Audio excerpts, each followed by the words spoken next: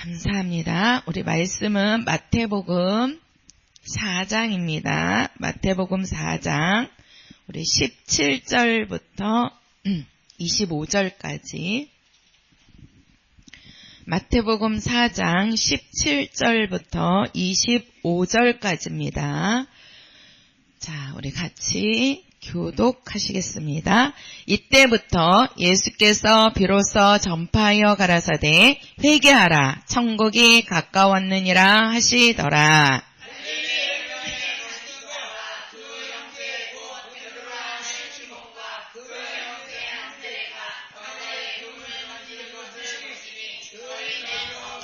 말씀하시되 나를 따라오너라 내가 너희로 사람을 낚는 어부가 되게 하리라 하시니 거기서 더 가시다가 다른 두 형제 곧 세베대의 아들 야고보와 그 형제 요한이 그 부친 세베대와 한 가지로 배에서 금을 깁는 것을 보시고 부르시니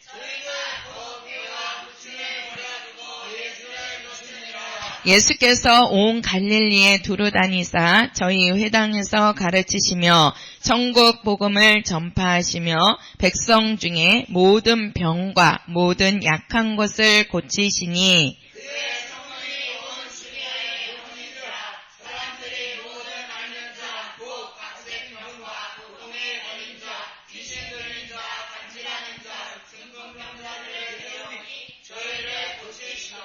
갈릴리와 같이요 시작 갈릴리와 데가볼리와 예루살렘과 유대와 요단강 건너편에서 허다한 무리가 쫓으니라. 아멘. 자, 우리 저번 시간에는 우리 예언된 말씀 해가지고 우리 예수님께서 이제 이 땅에 오셔가지고 우리가 신약의 모든 그 구약의 선지자들을 통해서 예언된 말씀을 예수님이 다 이루셨다 그랬죠. 예수님이 십자가에서 죽으시는 것만 아니고 우리가 신약에 지금 나타난 선지자들이 예언된 말씀이 그 예언된 말씀이 그 예언을 누구를 위해서 예언했다는 거죠? 예수님을 위해서. 그러니까 예수를 예언한 말씀이 신약에 32,500여 가지가 나온다 그랬어요.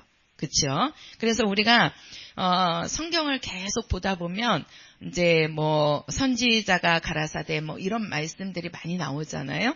또 예수님께서 그 잉태되고 뭐 나오실 때도 우리가 1장 거기 22절에 가서도 이 모든 일에 된 것은 주께서 선지자로 하신 말씀을 이루려 하심이니 가라사대 보라 처녀가 잉태하여 아들을 낳을 것이요 그 이름은 임마누엘이라 하리라 하셨으니 이 모든 말씀이 선지자로 예언된 말씀이란 말이에요. 이렇게 예언된 말씀이 우리가 신약에 32,500여 가지의 예언된 말씀이 나온다는 거예요.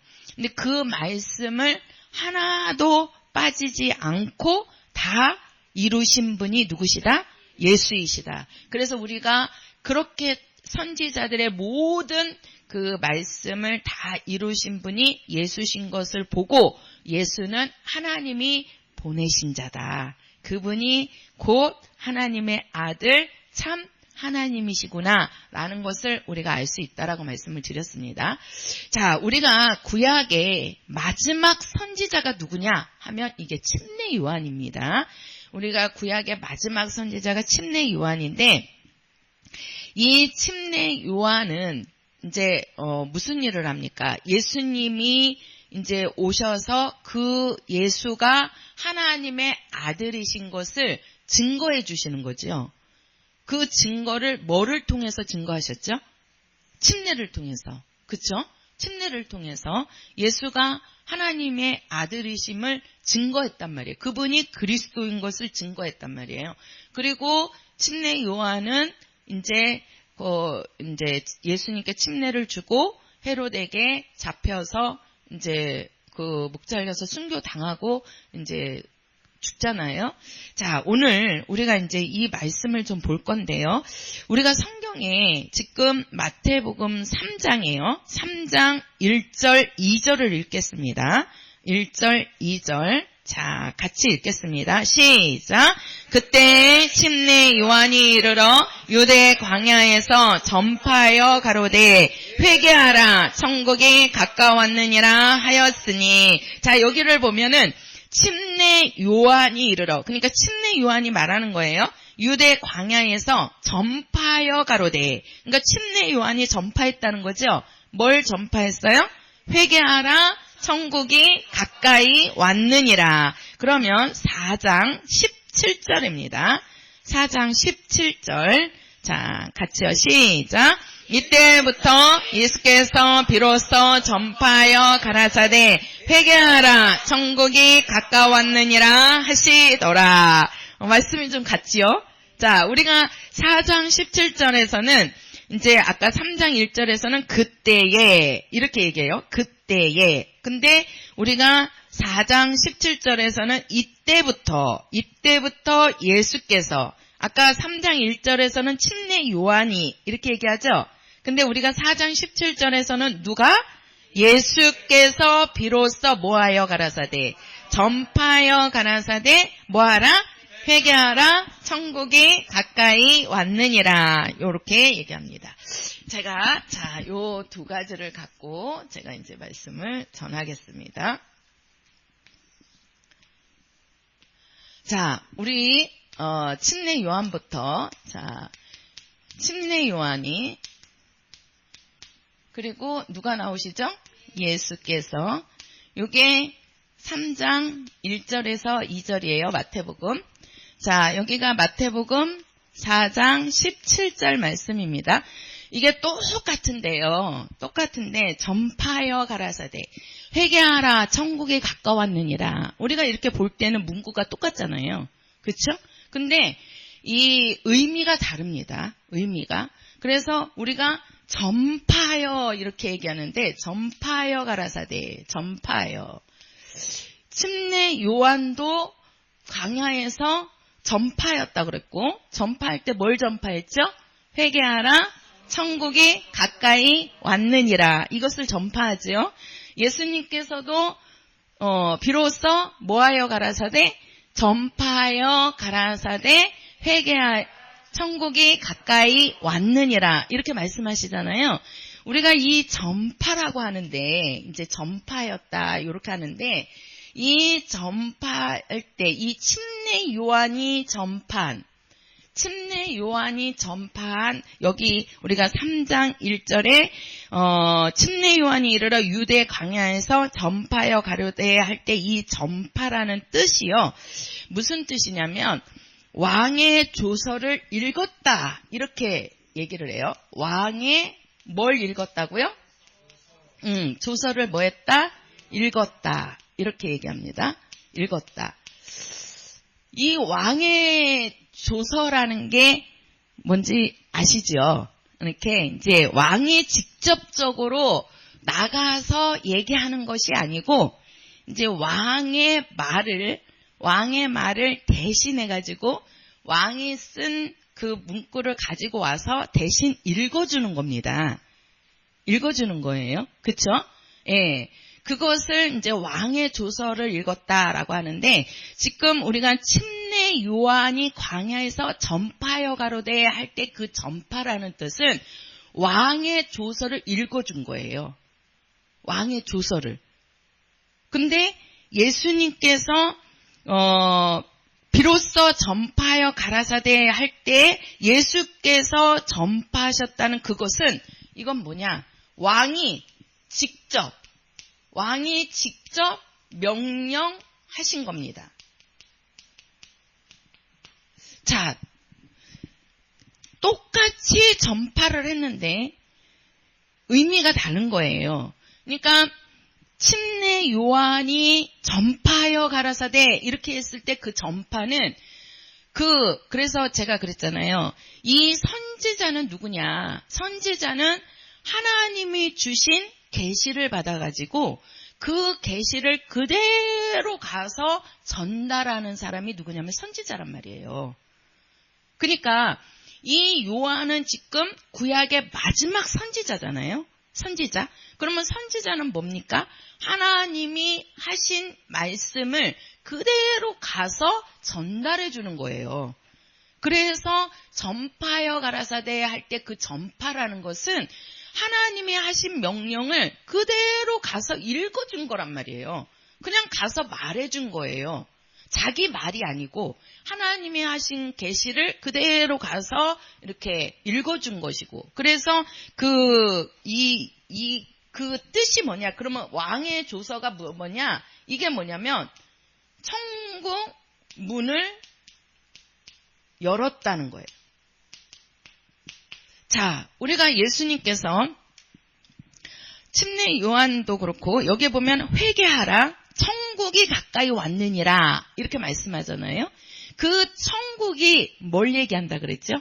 천국이 예수인데 그 천국은 하늘나라의 나라가 이 땅에 임했을 때를 천국이라고 한다 그랬잖아요. 그래서 우리가 천국이라는 단어를 쓸 때는 마귀와 대적할 나라를 이야기할 때 천국이라고 말한다 그랬어요.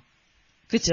예. 그러니까 여기에 보면은 침례 요한이 전파하여 가라되 할 때 이 전파라는 것은 왕의 조서를 그대로 알려주는 건데, 전달하는 건데, 명령하는 건데, 그 내용이 뭐냐면 천국 문이 열렸다는 거예요.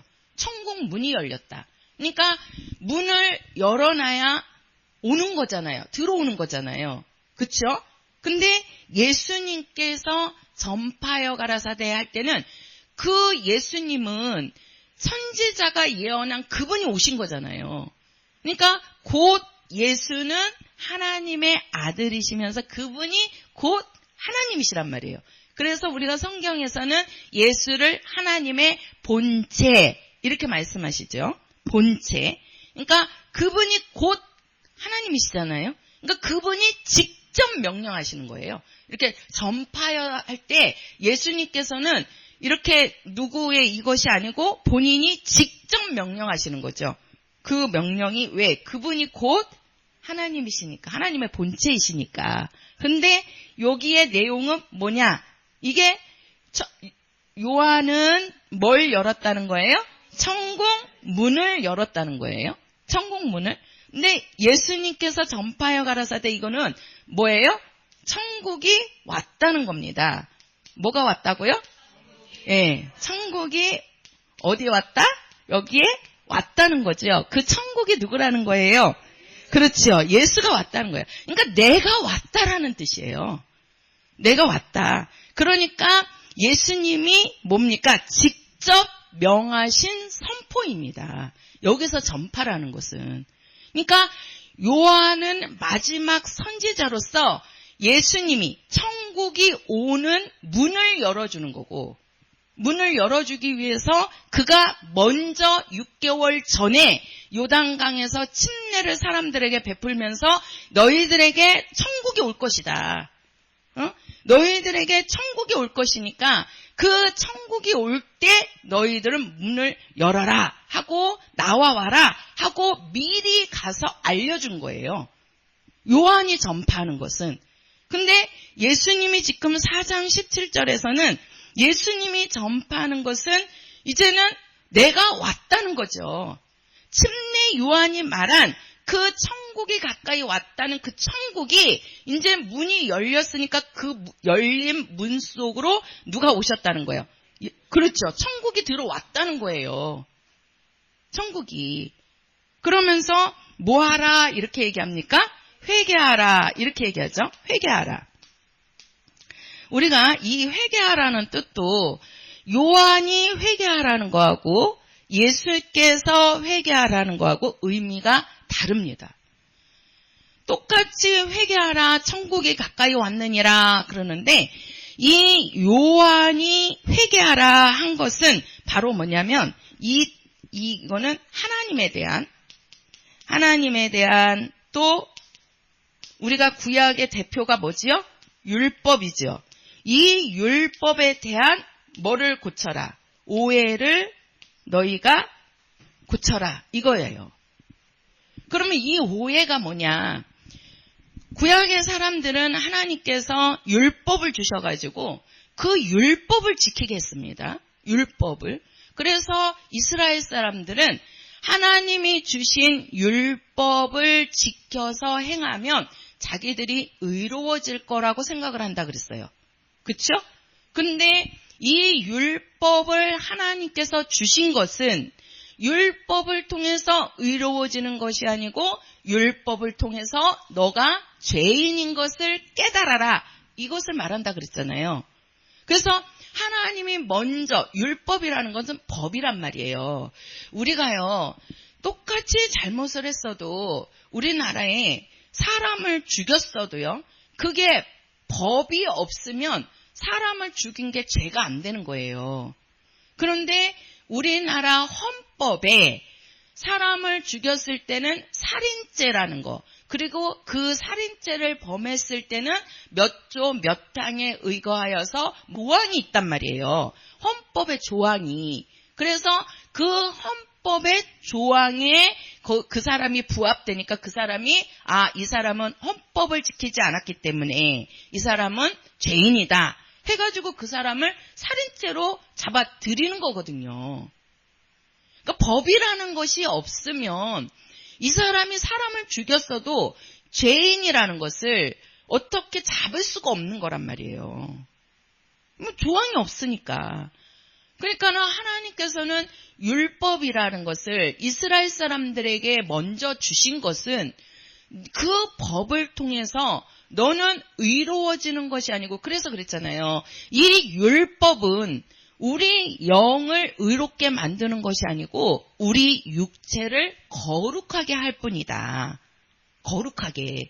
그러니까 쉽게 말해서 우리가 그 하나님에 대한 계명, 또 이웃에 대한 계명이잖아요. 우리가 율법을 보면 율법의 대표가 이제 십계명인데, 우리가 십계명을 두 개로 크게 나누면 하나님에 대한 계명하고 이웃에 대한 계명이란 말이에요. 그 이웃이 뭡니까? 사람에 대한 계명이란 말이에요. 그 사람에 대한 계명이 뭐가 지켜야 될 것? 우리 육체가 지켜야 할 법이잖아요.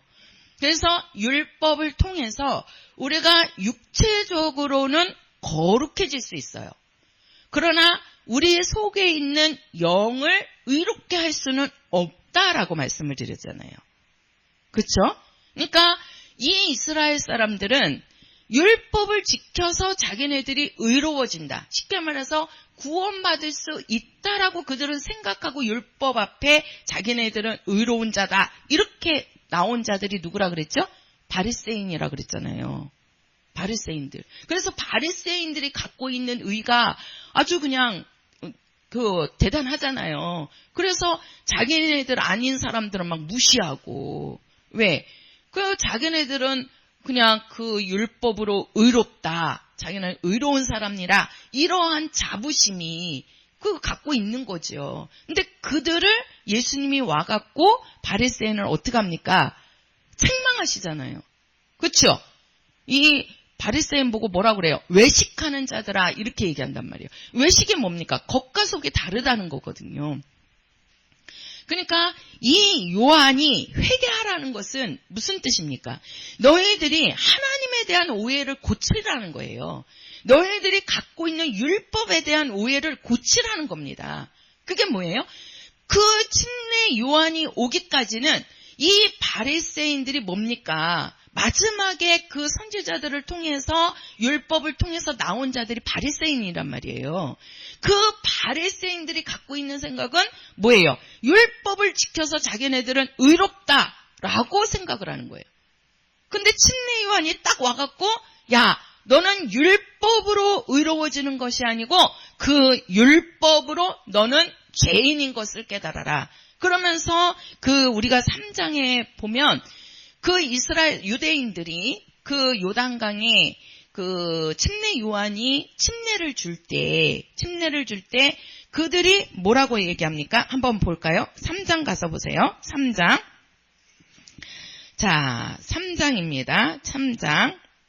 어디를 보시냐면 5절부터 7절까지 읽겠습니다. 5절부터 7절 시작. 이때 예루살렘과 온 유대와 요단강 사방에서 다 그에게 나와 자기들의 죄를 자복하고 요단강에서 그에게 침례를 받더니 요한이 많은 바리새인과 사두개인이 침례 베푸는 데 오는 것을 보고 이르시되 독사의 자식들아 누가 너희를 가르쳐 임박한 진노를 피하라 하더냐. 8절이요. 그러므로 회개에 합당한 열매를 맺고, 자 여기에서 회개에 합당한 열매, 지금 침례 요한은 뭘 얘기합니까? 자기들의 죄를 자복하고 요단강에서 그에게 침례를 받더니 이렇게 얘기해요. 그러니까 무슨 오해를, 그러니까 이 바리새인들이나 사두개인들은 율법을 지켜서 자기네들은 의롭다고 하는데 침례 요한이 마지막 선지자라 그랬잖아요. 그 마지막 선지자인 침례 요한이 뭐 하라고 그러는가? 회개하라 그러는 거예요. 그 회개는 뭐예요? 네가 율법을 지켜서 의로워지는 것이 아니고 그 율법으로 너는 죄인인 것을 깨달아라. 그러니까 너희들이 나올 때 너희들의 죄를 자복하고 나오면 내가 너희들에게 침례를 주겠다는 거예요. 그래서 침례 요한이 준 침례와 예수님이 받으신 침례, 또 우리가 받는 침례는 각각 다르다고 말씀드렸잖아요. 그렇죠? 침례 요한은 죄인인 것을 고백하게 만드는 침례란 말이에요. 그러니까 쉽게 말해서 침례 요한이 준 침례는 죄인인 것을 인정하는, 나는 죄인이다 라고 하고 받는 침례란 말이에요. 왜? 그리고 나서 누가 오시냐면 예수가 오시는 거잖아요. 예수님은 뭐라고 얘기하십니까? 나는 의인을 부르러 온 것이 아니고 누구를 부르러 왔다. 나는 죄인을 부르러 왔다. 그러니까 요한이 유대인들이 죄인인 것을 고백하게 만들고, 그 다음에 그 죄인에게 누가 오시는 거예요? 예수가 오시는 거죠. 예수가 오시는 거죠.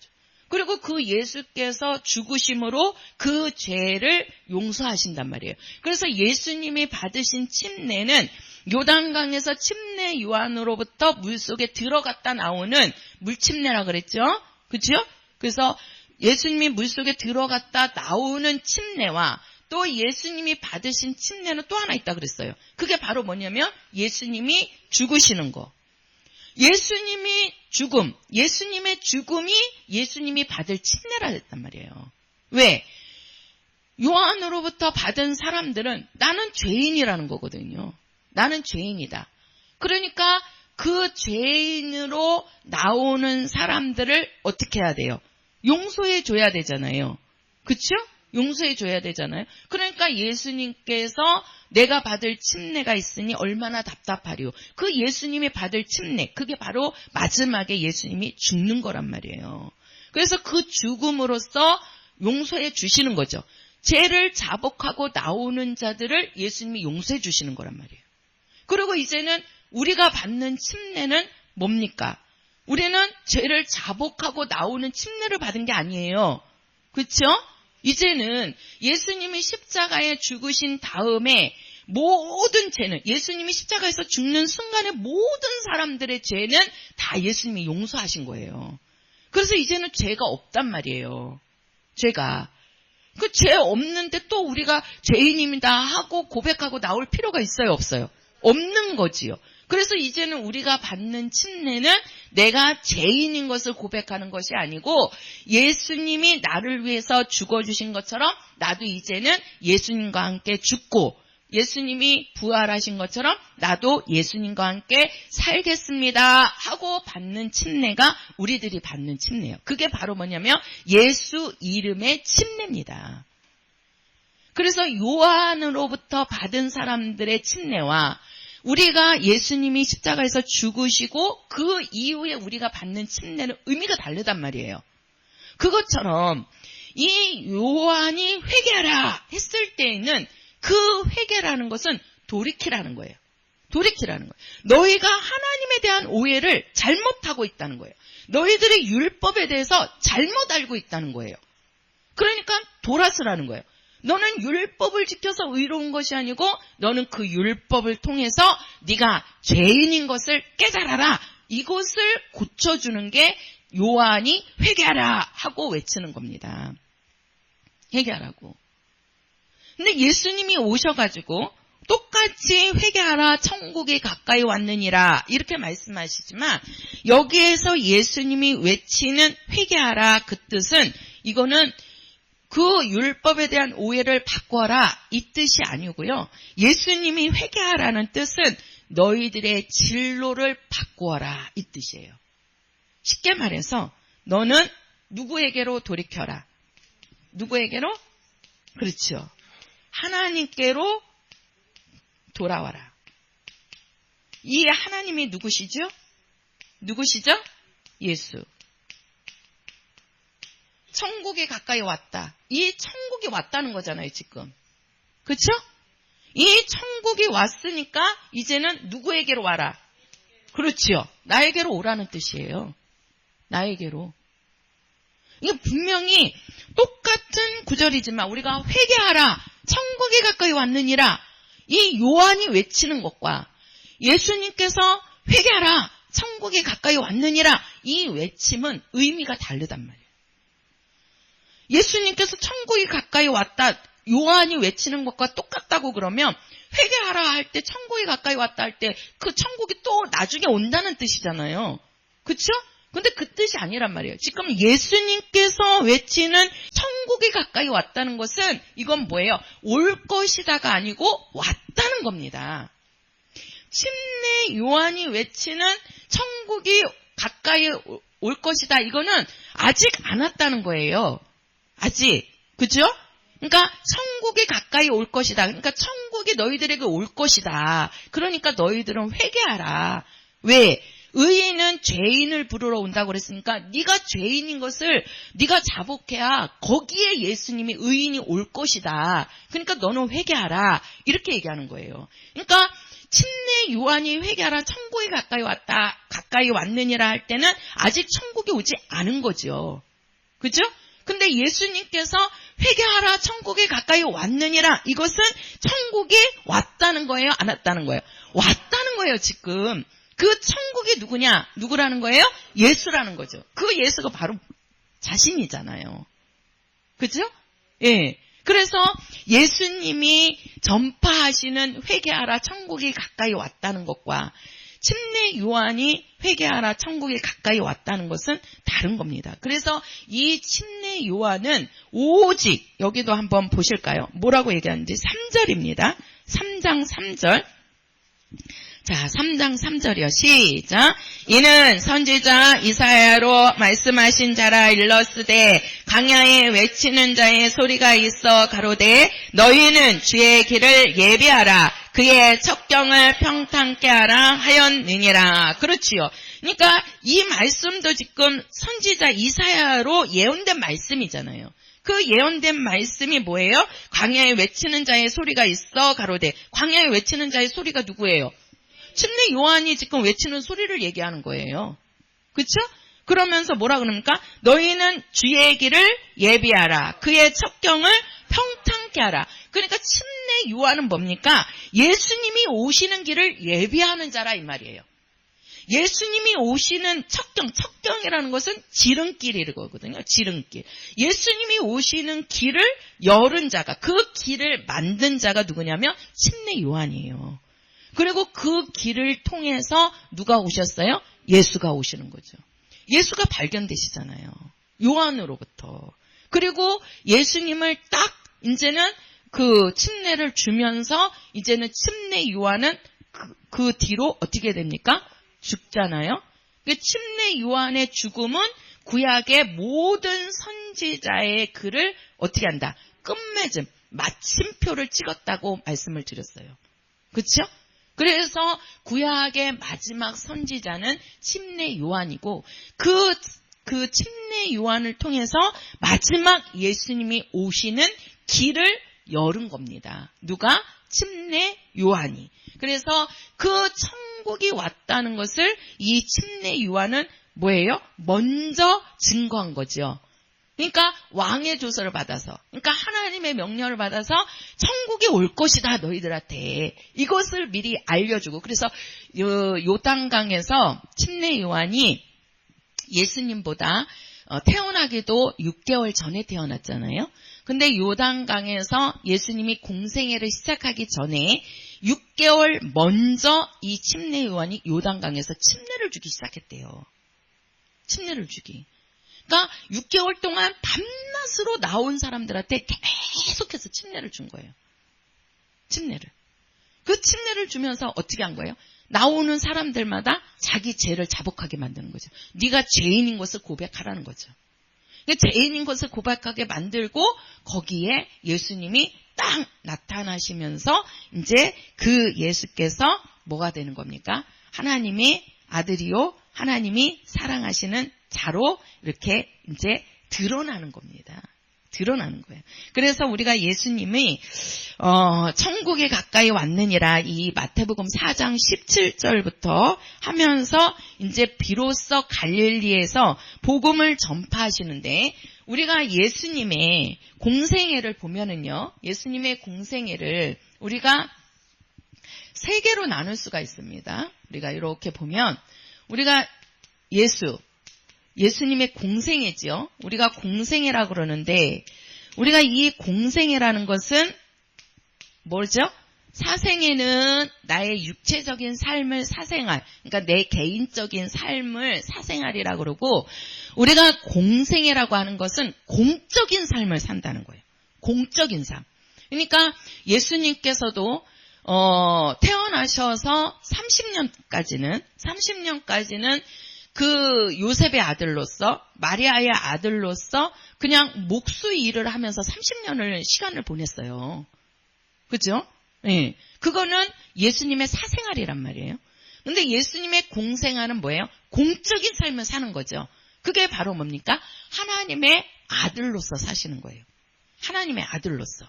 그러면 이 예수님의 공생애를 보면 우리가 이제 세 개로 큰 시기를 나누면, 이게 이제 예수님께서 이 공생애의 이 준비 기간, 이 시작이라는 거죠.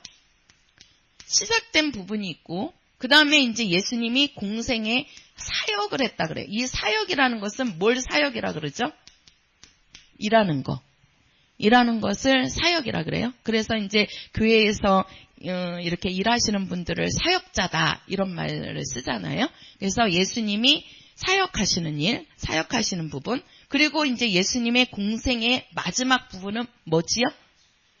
그렇지요. 예수님의 이제 마지막 이 공생에는 예수님이 뭐 하는 거예요? 죽으시는 거죠.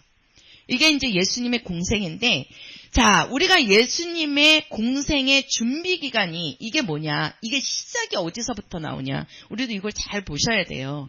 예수님의 공생의 시작이 뭐냐면 뭘 받고 해요? 침례받는 거예요. 침례받는 거예요. 그리고 예수님이 침례받고 물에서 올라오시니까 누가 임하셨더라? 그렇지요. 성령이 그 머리 위에 비둘기같이 임했다 이렇게 말씀하죠. 그죠?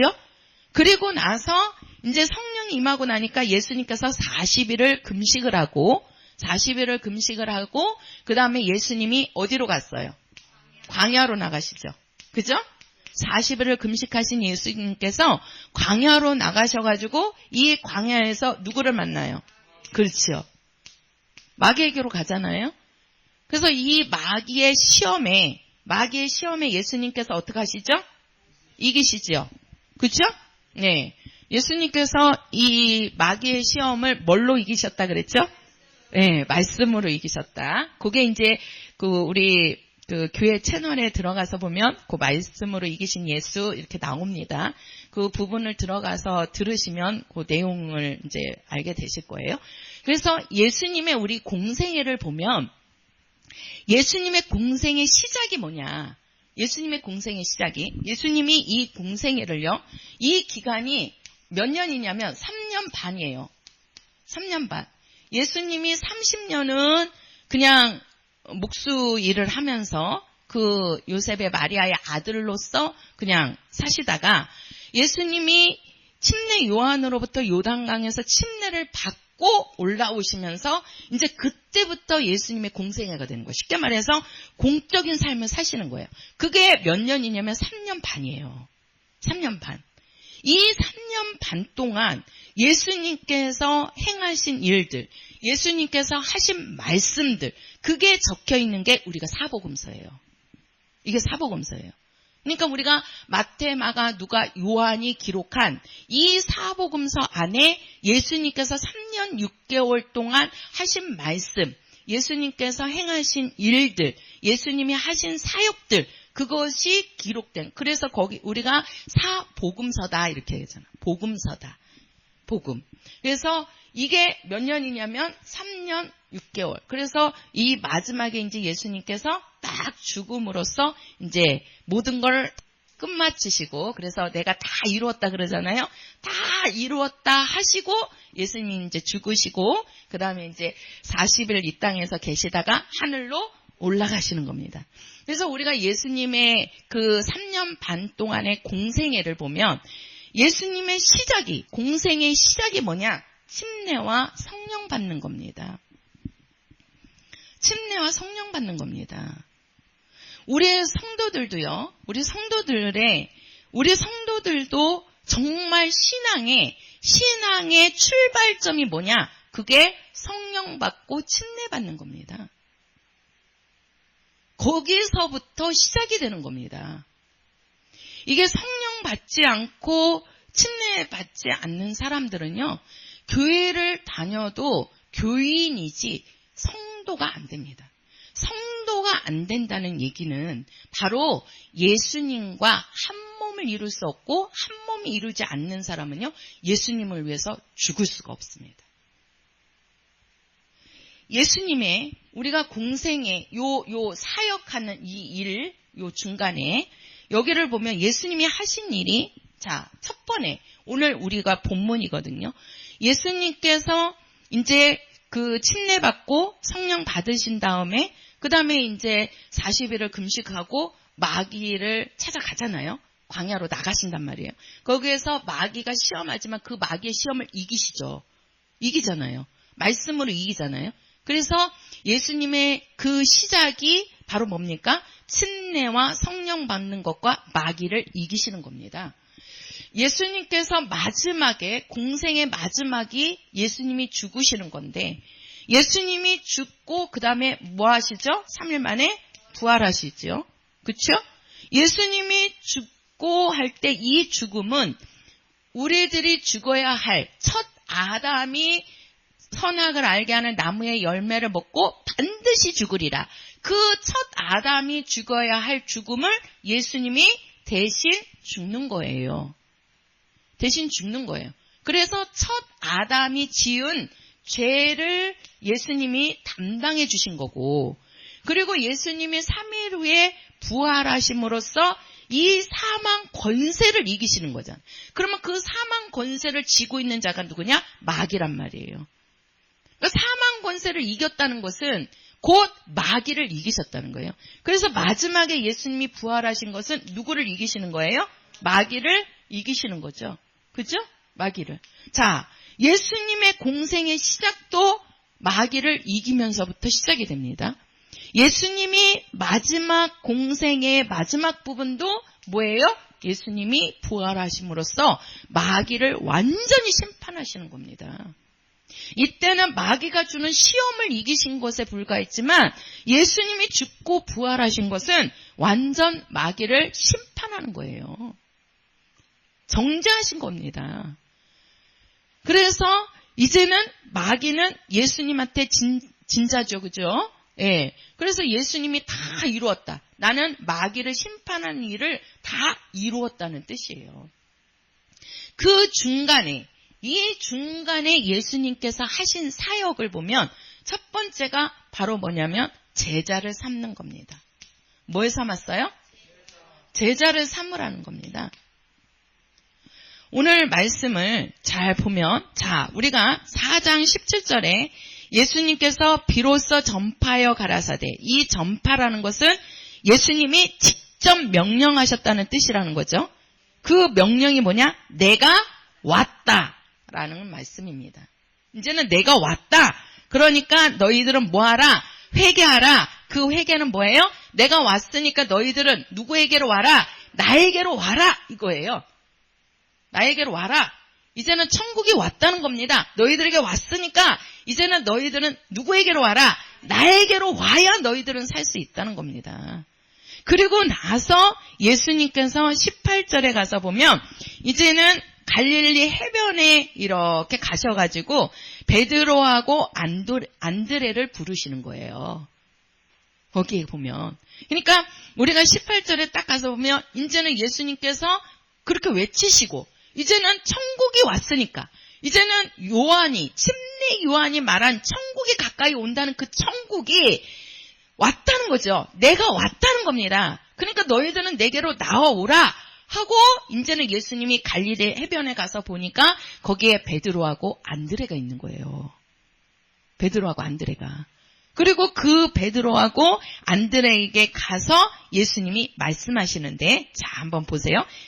19절입니다. 19절 20절 시작. 말씀하시되 나를 따라 오너라. 내가 너희로 사람을 낚는 어부가 되게 하리라 하시니 저희가 곧 그물을 버려두고 예수를 쫓으니라. 자 여기 보면 이 베드로하고 안드레는 어부잖아요. 어부의 일을 하고 있는 거예요. 그러니까 고기를 잡아서 그 고기 잡는 일로 생계를 이어가는 거거든요. 근데 고기 잡고 있는 베드로하고 안드레에게 예수님께서 가시더니 뭐라고 말씀하시냐면 나를 뭐하라? 나를 따라 오너라. 이렇게 얘기하는 거예요. 내가 너희로 무엇을 낚는? 사람을 낚는 어부가 되게 하리라. 그 전에는 이 베드로하고 안드레는 사람 낚는 어부가 아니죠. 예, 물고기 낚는 어부입니다. 그죠? 바다에서 물고기 잡는 어부인데 예수님께서 가셔갖고 뭐라고 말씀하냐면 이제부터 나는 너를 사람 낚는 어부로 만들겠다는 거예요. 사람 낚는 어부로. 그러면서 너는 나를 뭐하라? 따라오라. 예수님이 하신 말씀이 그 말씀이에요. 너는 나를 따라오라. 내가 이제부터는 너를 물고기 잡는 어부가 아니고 내가 너를 사람 낚는 어부로 만들겠다. 이렇게 얘기하니까 그 말을 듣고 어떻게 합니까? 그 그물을 버려두고 누구를 쫓아가요? 예수를 쫓아간다니까요. 예수를 쫓아가요. 그 예수님의 공적인 사역에 있어서 첫 번째 예수님의 사역이 뭐냐? 제자 삼는 겁니다. 제자를 부르시는 거예요. 지금 제자를 부르시는 거잖아요. 그 뒤에 이제 쭉 가면 그러면서 예수님의 12제자를 부르시는 거란 말이에요. 예수님이 제자를 딱 부르시는 거예요. 근데 여기 부르실 때 우리가 보면 이 베드로하고 안드레는요. 그 전에도 보면 이 베드로는 우리가 성경에 보면 그 장모가 열병이 이제 해갖고 알아서 누워 있는다 그랬잖아요. 근데 예수님이 가셔갖고 이제 고쳐주시잖아요. 그러니까 이 베드로는 결혼을 했다는 얘기죠. 장모가 있다는 얘기는. 그죠? 예. 그러니까 생계를 유지해야 할 가족이 있는 거예요. 가족이. 그러니까 그 가족들을 위해서 바다에 나가서 물고기 잡아갖고 그거로 이제 가족들이 먹고 사는 거죠.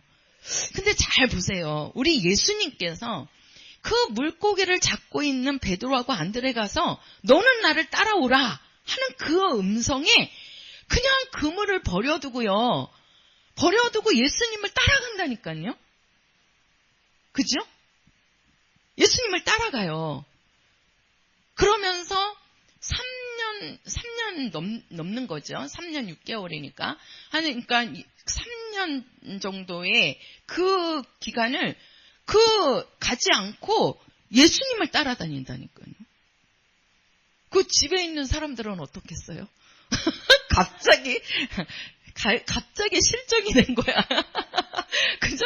물고기 잡으러 갔는데 갑자기 연락도 아니면 예수님 따라다니니까. 그죠? 우리가 그냥 예수님 그냥 베드로하고 안드레를 불렀다 이렇게 생각하지만 우리가 육체적으로는 보면은요. 진짜 이게 엄청난 거죠. 예수님 불렀다고 그래서 그냥 다 그물을 버려뒀다는 얘기는 생계를 다 이제 내팽개치고 그냥 예수님 무조건 따라갔다는 얘기거든요. 그래서 우리가 이 첫 인상이라는 말을 많이 쓰는데요. 우리가 이 사람도 첫 인상이 참 중요합니다. 그죠? 첫 인상이 어떠한 것으로 이렇게 대해 있느냐에 따라서 항상 그 첫 인상으로 사람들은 대해 가거든요. 그러니까 우리 목사님도 맨날 저한테 하시는 말씀이 이제 우리 이제 김삼인 사님이나 이혜순 지사님을 대했을 때가 그렇게 아주 어렸을 때가 아니란 말이에요. 결혼한 다음에 오신 거잖아요. 그쵸? 근데 이제 누구야 이렇게 어렸을 때 이재홍 지사님 같은 경우는 나이가 이제 더 되시잖아요. 근데 이재홍 지사님한테는 첫 번의 인상이 학생 때거든요. 목사님이 이재홍 지사님이 학생 때 만났단 말이에요. 학생 때.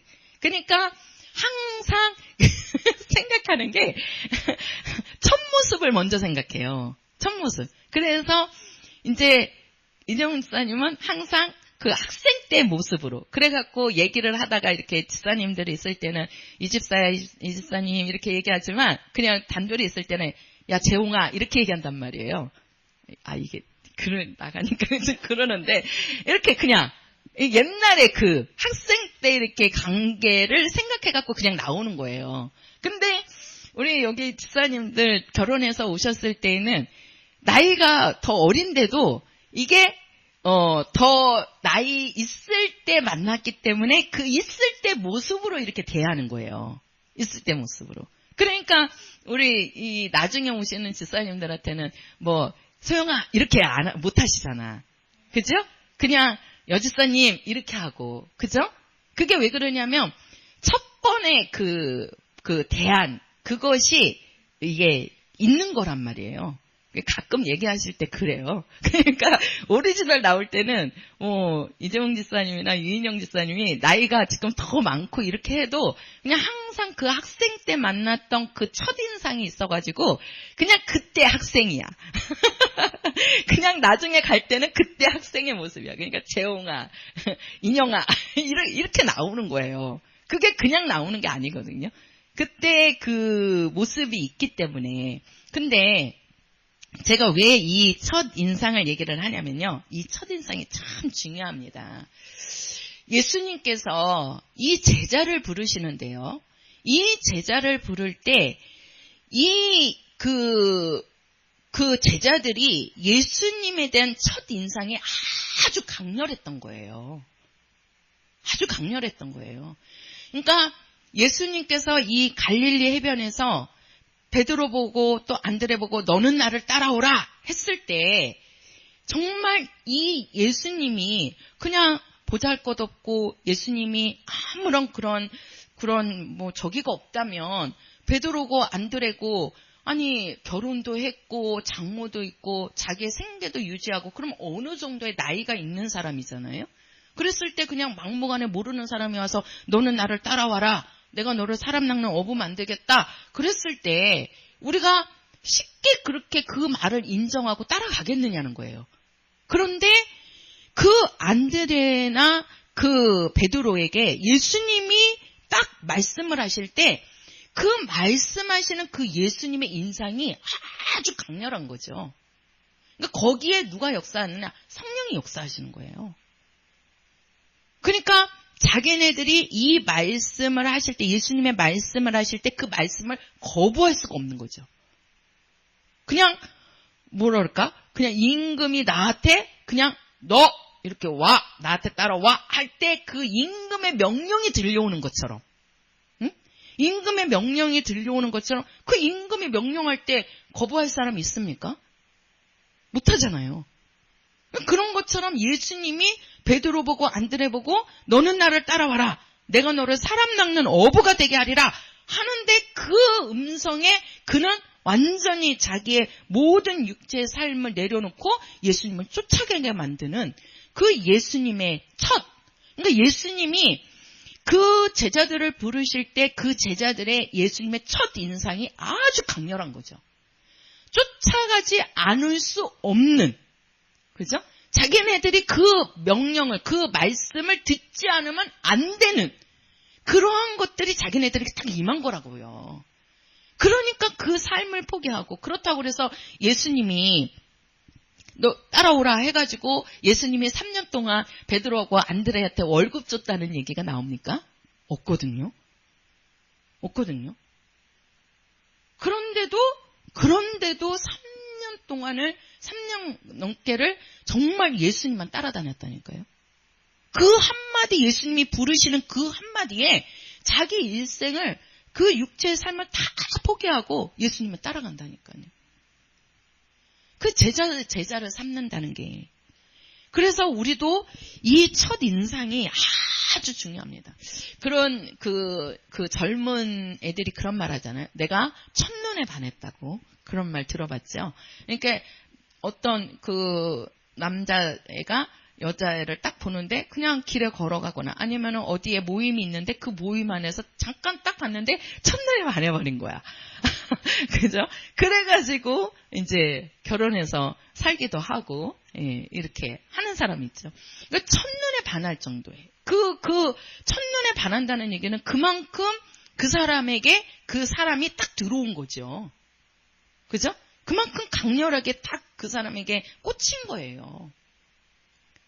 그러니까 그런 것처럼 예수님이 우리에게 말씀하실 때 너는 나를 쫓아라, 너는 나를 따르라 할 때, 예, 나는 예수님 따라가겠습니다 하고 내가 지금 하고 있는 모든 일을 중지해 놓고 가겠느냐는 거죠. 예수님의 음성이 그렇게 나에게 들릴 때 내 모든 것을 멈추고 따라갈 수 있겠느냐는 거예요. 이게 제자입니다. 이게 제자를 삼는 겁니다. 그래서 예수님께서 사역하시는 첫 번째 일이 뭐냐면 제자를 삼는 거예요. 제자를 삼는 거예요. 그리고 그 제자들과 함께 생활을 하면서 예수님이 하시는 말씀이 그 뒤에 보면 우리가 23절부터 25절까지 보면 예수님께서 모든 병과 모든 약한 것을 고치시며 또 모든 앓는 자, 24절이죠. 4장 24절. 모든 앓는 자, 곧 각색병과 고통에 걸린 자, 귀신 들린 자, 간질하는 자, 중풍병자를 데려오니 저희를 뭐 하시더라? 고치시더라. 자, 예수님의 사역 중에 첫 번째가 제자를 삼는 것이고, 그 다음에는 뭘 고쳐요? 병든 자를 고치시고, 그 다음에 누구를 쫓아요? 귀신 들린 자를 쫓아내서 고치시는 겁니다. 이게 예수님께서 공생의 기간 동안에 예수님이 하신 일입니다. 그 위에 보면 예수님께서 23절에 가서 보면 저희가 회당에서 가르치시며 천국 복음을 전파하신다 그러죠. 그렇죠? 요 일을 하면서 예수님이 하시는 말씀이 뭐합니까? 그렇지요. 복음을 뭐 하시는 거다? 전파하시는 거다. 복음을 전파하시면서 천국 복음을 전파하시면서 이 따르는 이 사역들 요것을 가지고 이제 확실하게 그들에게 나타내 보여주시는 겁니다. 자, 우리 예수님께서 제자를 부르실 때 그분의 말씀이나 그분의 성품은 진짜 이거를 순종하지 않으면 안 되는, 그렇죠? 거부할 수 없는 하나님의 말씀이 강력하게 그들에게 임하여서 예수님을 따라가는 것처럼 우리들의 삶도요, 그러한 삶이 있어야 되는데, 자, 그러면 이제는 나의 공생애를 보자는 거예요. 이건 예수님의 공생애고, 자, 나의 공생애를 만들어야 되잖아요. 그게 우리 성도들의 공생애를 말하는 게 우리가 성경에, 신약 성경에서 뭘 얘기하죠? 어디를 얘기하죠? 어디를? 사도행전. 그쵸? 사도행전. 사도들의 행전이란 말이에요. 사도들의 행전. 그 사도들의 행전은 뭡니까? 사도들의 공생애를 얘기하는 거예요. 사도들의 공생애.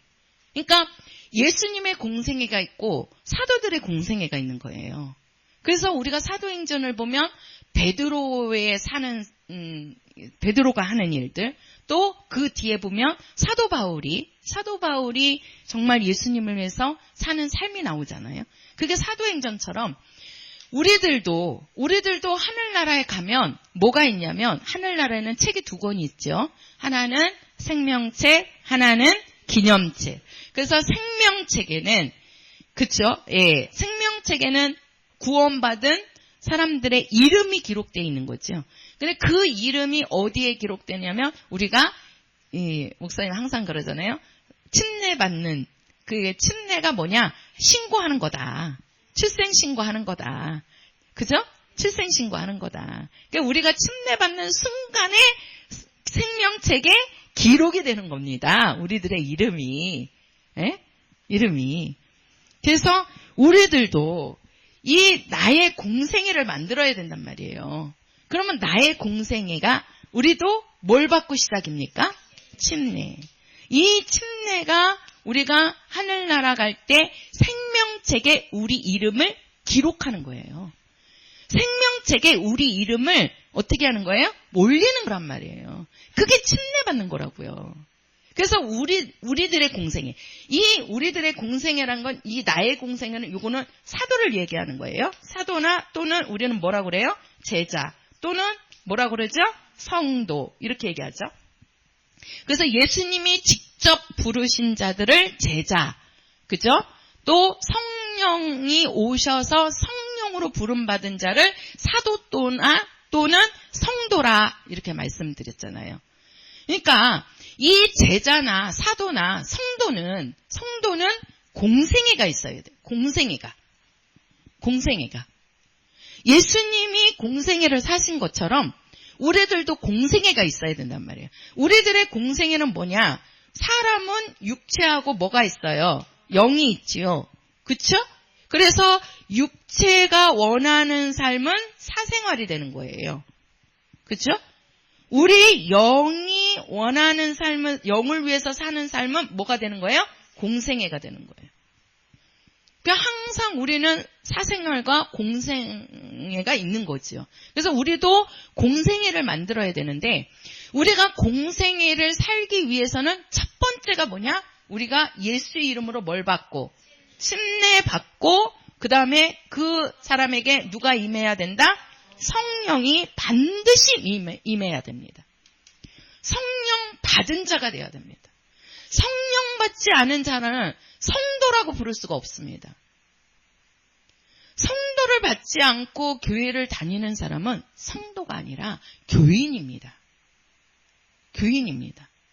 그래서 그냥 입으로 주를 부르는 자, 그죠? 주의 이름을 부르는 자, 그런 자는 구원은 받을 수 있겠지요.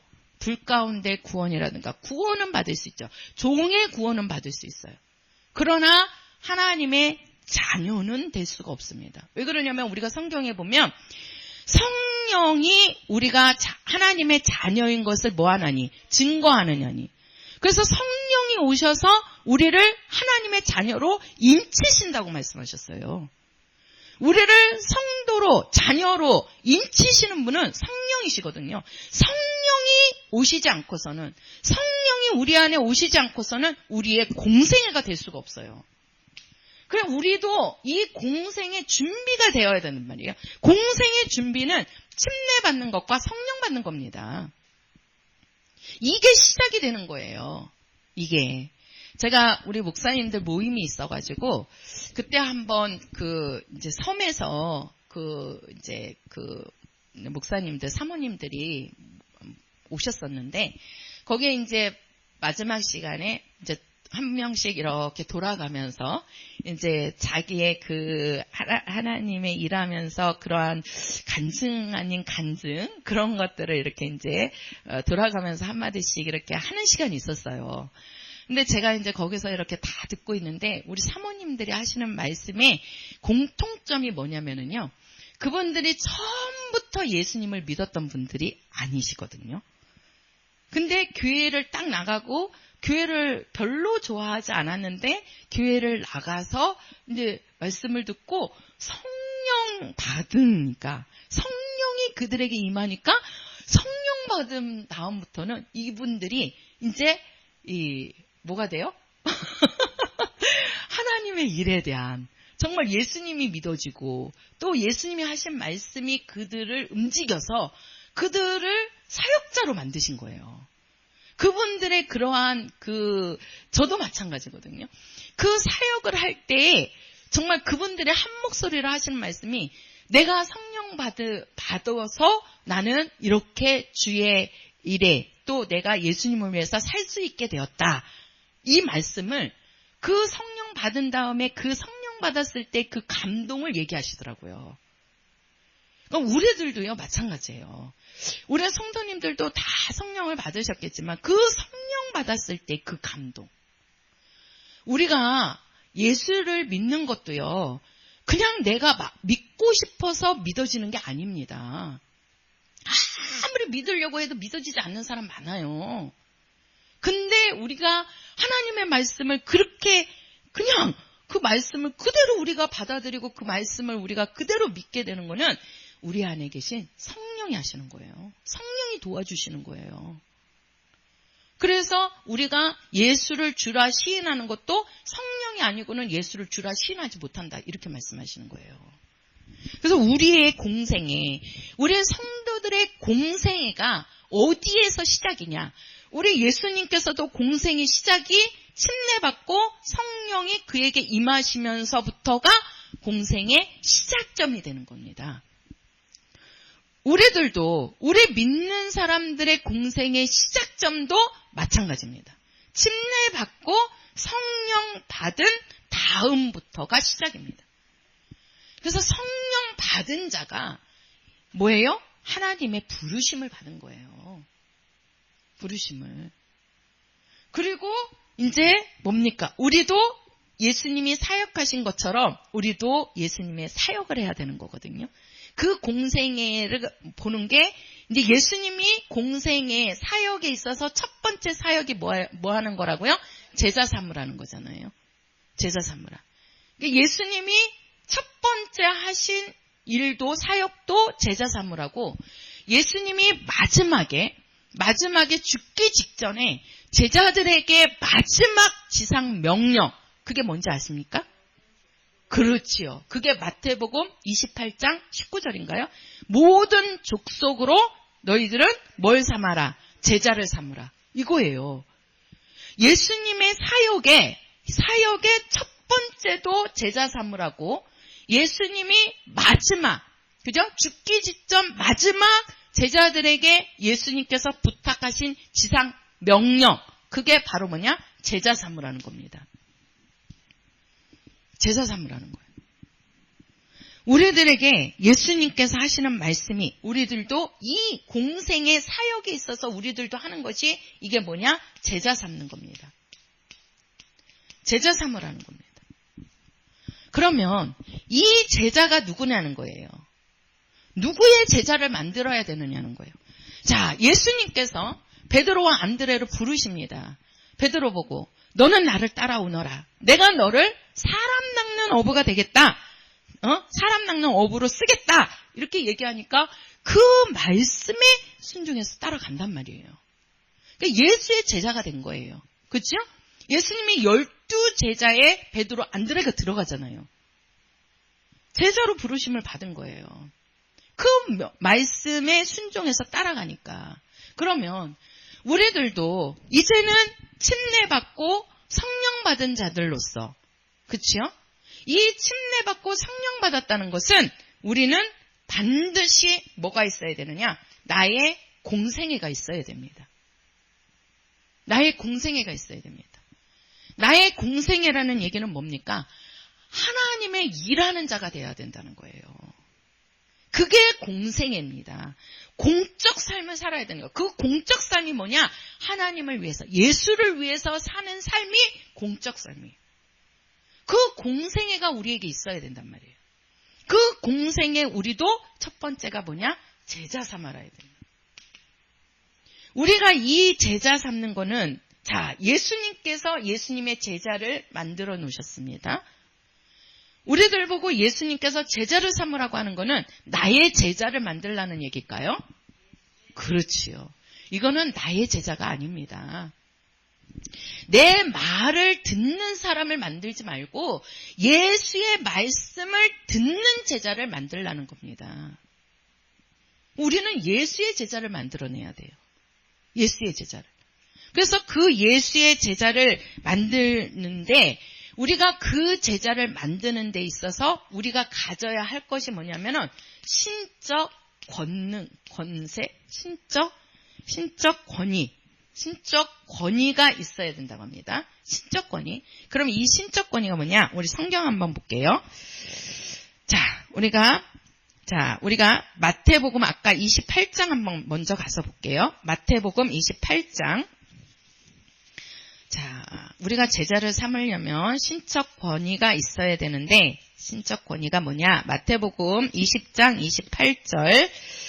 자, 19절 먼저 읽겠습니다. 19절 시작. 그러므로 너희는 가서 모든 족속으로 제자를 삼아 아버지와 아들과 성령의 이름으로 침례를 주고, 자, 여기에 보면 너희는 가서 모든 족속으로 뭘 삼아라? 제자를 삼아라. 이것이 바로 뭐냐면 예수님께서 마지막 공생의 지상 명령입니다.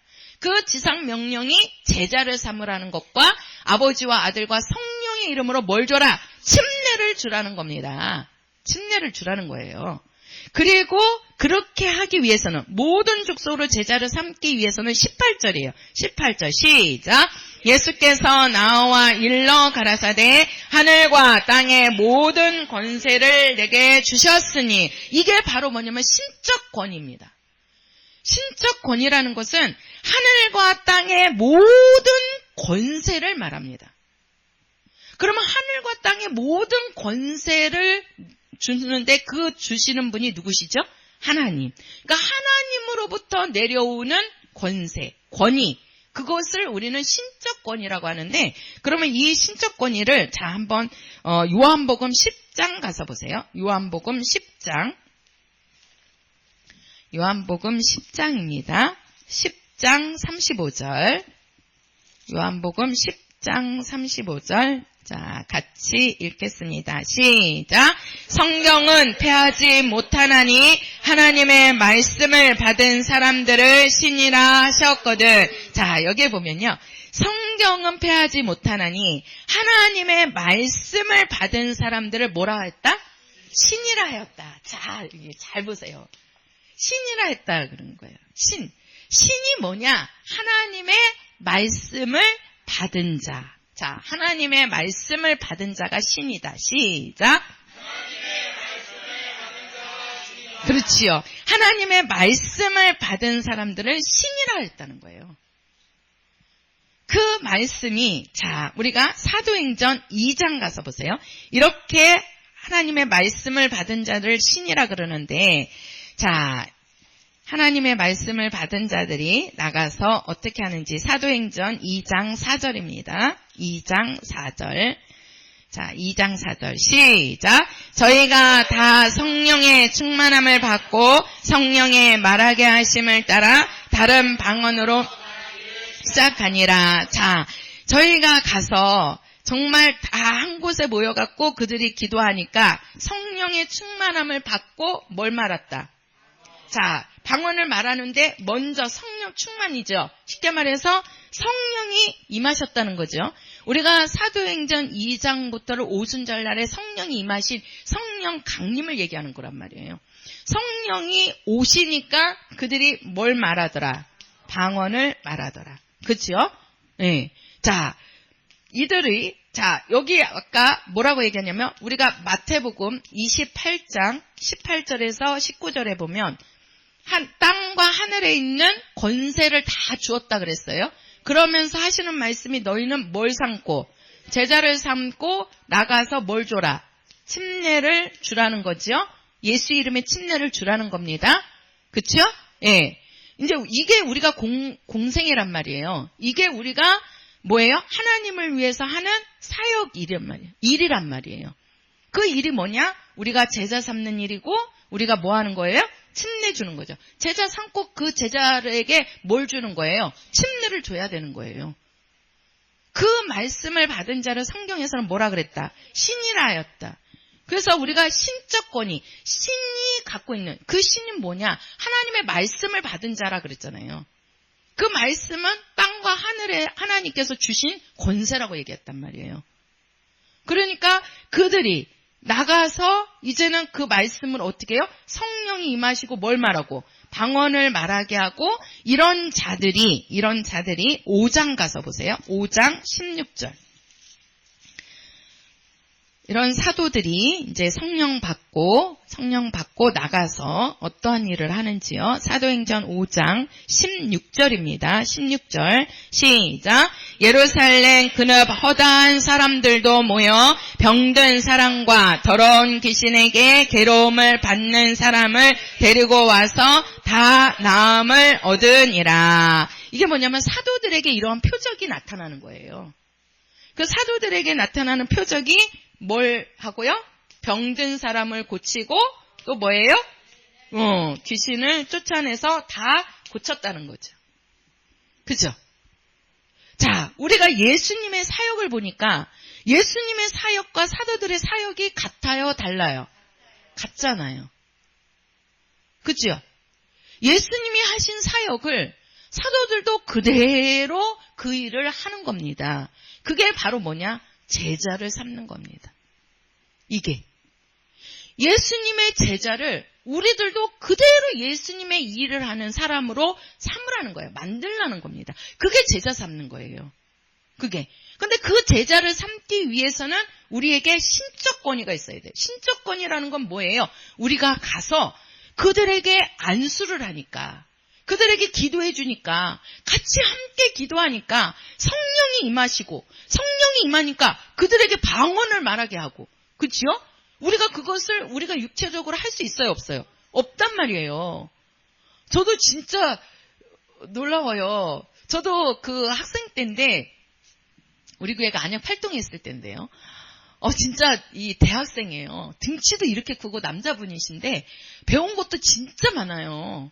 배운 것도 책을 얼마나 많이 읽었는지 제가 성경을 이렇게 이제 그분이 나는 학생인데 성경을 저보고 성경 공부를 시키라는 거예요. 그냥 얼마나 이제 가슴이 두근두근거려요. 그래도 성경 공부를 시키라 그러니까 예 알겠습니다 하고 이제 그분을 혼자 놓고 이제 단둘이서 성경을 제가 가리키는 거예요. 가르치는데 처음에는 진짜 떨리더라고요. 근데 제가 예수님 이렇게 성경을 말하면 그분이 이 책을 너무 많이 읽으셔가지고 무슨 책 하면서 무슨 책 뭐 어디 몇 페이지에 보면 무슨 말이 있다고 그러면서 제가 성경을 얘기하면 책으로 얘기하는 거예요. 야 진짜 그러니 얼마나 처음에 식은땀이 줄줄줄줄 나는 거예요. 그래서 야 이거 이러다가 내가 저 사람을 가리키는 게 아니라 내가 저 사람한테 잡아먹히겠다 이런 생각이 드는 거예요. 그래서 두 번째 하는 시간에는 도저히 안 되겠어요. 그래서 제가 그분 보고 있잖아요. 저한테 일단은 성경을 배우러 오신 거니까 책 얘기 그만하시고 본인 얘기 그만하시고 그냥 제 말만 들으세요. 아무 얘기 하지 말고 제 말만 들으세요.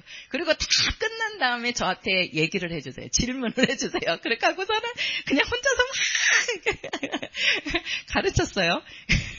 그리고 나서 가르치면서도 얼마나 막 떨리고 막 그러는지. 왜 그러냐면 실력으로는 내가 그 사람을 못 당하는 거예요. 그 사람은 대학생인데다가 공부도 그만큼 했고 책도 얼마나 많이 읽었는지 진짜 제가 세상 지식으로는 그 사람을 이길 수가 없어요. 근데 이러면 안 되겠다 싶어갖고 이제 아무 말도 하지 말라고 그러고 끝날 때까지 내 말만 들으라고 그러고 그냥 성경을 막 그냥 가르쳤어요. 이제 그리고 나서 기도를 이제 같이 하려고 하는데 내 속에서 하나님 아버지 이분하고 같이 기도하면서 이게 분명히 이제 성령에 대해서 가르쳤으니까 이제 성령 임하게 하달라면 이제 같이 이제 붙잡고 기도를 해야 되는데 한쪽에서는 뭐 하나님이 역사하시겠지 이런 마음도 있고 한쪽에서는 어떡하지?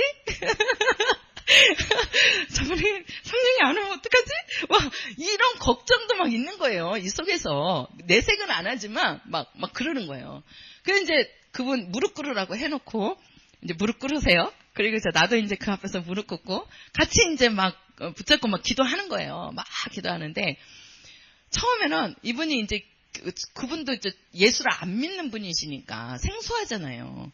근데 기도를 하라는데 그분은 뭐 어떻게 기도할 줄도 모르고 막 그러잖아요. 그냥 무조건 예수의 피, 예수의 피, 예수의 피 하시고 나에게 성령이 와주세요. 내가 주의 보혈 믿습니다. 성령이 와주세요. 그 기도만 계속 하세요. 야, 그렇게 해놓고 진짜 1시간, 2시간 넘게 기도를 했나요? 막 나도 그렇고. 근데 중간에 제가 이제 성령께서 그러시는 건지 정말 이분에게 성령이 임하셨으면 좋겠다. 하나님 아버지 이분에게 정말 성령 좀 임하게 해주세요. 성령이 임하게 해주세요. 그 기도를 하는데요. 제 눈에서 막 눈물이 나는 거예요. 막 제가 더 막 이게 막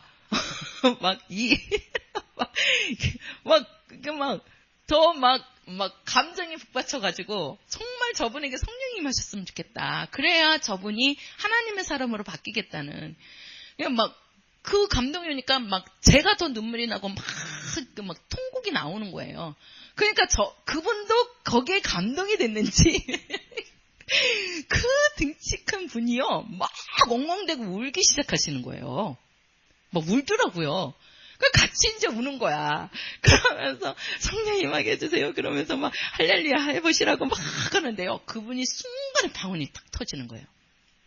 야, 그러면서 그 방언을 제가 처음에 붙잡고 기도하면서 유창하게 하시는 분이 그분 한 분 중에 한 분이거든요. 와, 방언을요 그렇게 유창하게 하시는데 그 덩치 큰 그분이요 막 이 몸이 막 들썩들썩 하는 거예요. 그러면서 그 자리에서 진짜 성령이 임하시고 방언을 말하시고 막 그런데 와 그분도 기쁘지만 내가 더 기쁘더라니까요. 내가 더 얼마나 기쁜지 야 정말 하나님이 해주신 거다. 그리고 나서는 책 갖고 저한테 덤비지를 않으시더라고. 결국은 그분이요 대학교 거기 졸업을 하시고 대학원을 신학대학원으로 들어가셨어요. 들어가신 줄도 몰랐는데 신학대학원으로 들어가셔갖고 나중에 한번 교회 오셔갖고 저한테 얘기하시더라고. 자기 신학대학 갔다고. 그러고 나서 그 다음에 졸업하시면서 이제 목회하려고 개척 준비한다고 그 얘기까지만 들었고 지금 어디 있는지도 몰라요. 그러니까 그 첫 번에 그 예수님 만난 그 현장이요. 제가 그분 성역 공부 시키는데 진짜 얼마나 떨렸는지 몰라요. 실력으로는 안 되는데 그냥 하나님의 말씀을 그냥 선포하면서 기도하자고 하면서 막 그러니까 순간에 하나님께서 감동 주신 거겠죠. 그죠? 그러니까 그런 분을 이렇게 하나님께서 변화시키더니 결국은 주의 종을 만들어서 주의 길을 가게 만드시더라고요. 어디 있는지 지금 이름도 생각이 안 나요. 그때 그 성경 공부하면서 성령받게 한 그것이 너무 그분의 인상적이어서 그게 항상 이렇게 기억이 있어요. 그러니까 이게 그분에게 정말 그게 뭐냐면 그게 신적권이에요. 그게. 그러니까 우리가 예수님께서 베드로 보고 고기 잡는 어부인데 예수님이 딱 가셔갖고 말씀으로 너는 나를 따라오너라. 내가 너를 사람 낚는 어부가 되게 하리라. 그 말씀이 딱 가니까 그게 신적권이란 말이에요. 그 말씀이 완전히 그에게 명령으로 간 거죠. 베드로에게. 그러니까 자기 생업을 포기하고 예수님을 따라가는 것처럼 우리가 예수님의 제자를 삼을 때 우리가 정말 가서 복음을 전하고 전도할 때 그런 신적 권위가 있으면 우리가 가서 그들에게 예수를 믿으십시오 할 때 그들은 안 따라오고 올 수 없는 그러한 현장을 우리가 만들어야 된다는 거예요. 그게 바로 뭐냐? 우리에게 신적 권위가 있어야 된다는 거예요. 우리가 그 사람을 위해서 안수할 때 그 사람에게 성령이 임하고 또 방언이 나오고 또 그에게서 병이 떠나가고 그들에게서 귀신이 떠나가고 그러니까 그들이 정말 어떻게 해요? 하나님께로 돌아오고 예수님께로 돌아오고 그들이 변화되어서 예수님을 위해서 사는 사람이 되는 거죠. 그게 바로 뭐다? 제자 삼는 일이다. 이것이 우리 성도들의 공생애가 돼야 됩니다. 예수님의 공생애도 마찬가지셨어요. 그렇죠? 예수님의 공생애. 그것이 우리들의 공생애. 그래서 우리의 마지막은 이거는 다 뭐다? 뭐 해야 되는 거예요? 증인이 되는 겁니다. 증인이 되는 겁니다. 예수님께서 천국 복음을 전파하신 것처럼 우리가 증인이 되면 이제 예수님이 죽고 부활하신 것처럼 우리들도 이 증인들에게 뭐가 오는 거죠? 그렇죠. 첫째 부활이 우리에게 오는 겁니다. 할렐루야. 우리 이런 자가 첫째 부활에 들어가는 자란 말이에요. 그래서 예수님도 예수님의 공생의 사역의 첫 번에 하신 일이 제자 삼는 것처럼 우리 성도들도 제자가 나와야 됩니다. 우리 성도들에게서 제자가 나와야 됩니다. 목사님에게서 제자가 나왔습니다. 그죠? 저에게서도 예수의 제자가 나와야 됩니다. 또 우리 성도들을 통해서도 제자가 나와야 됩니다. 그게 바로 뭐냐? 우리가 전도해서 예수님의 사람을 만드는 거예요. 그게 제자 삼는 거예요. 그러니까 어려운 거 아닙니다. 그냥 우리 권사님에게서도 봐봐요. 목사님이 제자 삼으니까 권사님을 제자 삼으니까 권사님이 또 제자 삼았잖아. 그게 뭐예요? 우리 두 집사님이잖아. 그렇죠? 또 두 집사님이 제자가 되니까 두 집사님을 통해서 식구들이 제자가 나왔잖아요. 그렇죠? 이렇게 그냥 작고 제자가 나오는데 그 제자는 내 제자가 아니라 누구의 제자다? 예수의 제자를 만들어내야 된다. 예수님을 위해서 사는 사람들을 만들어내야 된다는 거죠. 그래서 그것이 바로 우리 성도들의 공생애다. 그런 공생애를 사는 삶을 사시는 우리 귀한 성도들이 되시기를 예수의 이름으로 부탁을 드립니다. 우리 찬송가 518장입니다. 찬송가 518장